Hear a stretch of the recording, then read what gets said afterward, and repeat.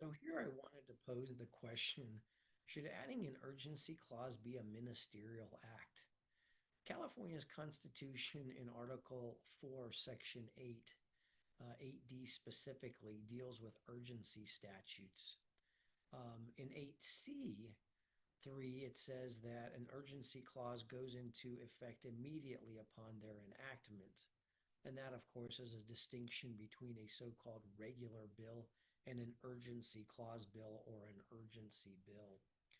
A regular bill takes effect following January 1 of its enactment, while an urgency bill takes effect immediately upon enactment.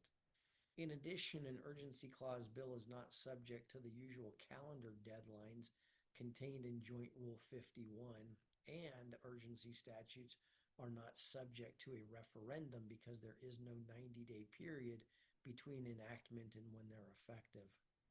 So, an author can introduce a bill with an urgency clause if appropriate. There are some limitations. First, what determines an actual urgency?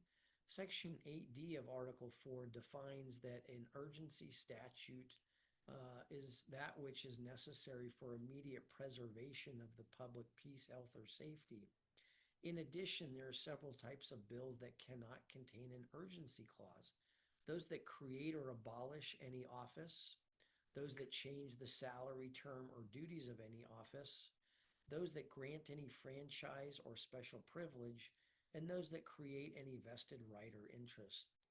Now, despite an author being able to introduce a bill with an urgency clause, in order to add an urgency clause after the bill has already been introduced, without one, of course, the permission of the respective Rules Committee of the Senate or Assembly is required. So Joint Rule 58 states that an amendment to add a section to a bill to provide that the act shall take effect immediately as an urgency statute may not be adopted unless the author of the amendment has first secured the approval of the Committee on Rules of the House in which the amendments are being offered. So then, to me at least, the question becomes whether the Rules Committees should be able to reject the addition of an urgency clause when one is applied for by the bill's author.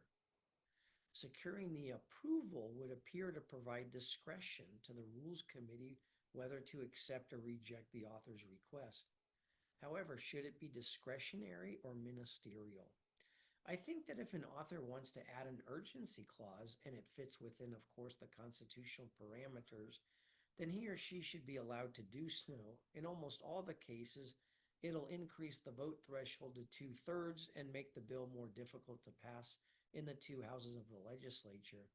Other than an instance of the urgency clause violating one of the constitutional prohibitions, I don't know a real rationale for denying an author permission to add an urgency clause to his or her bill.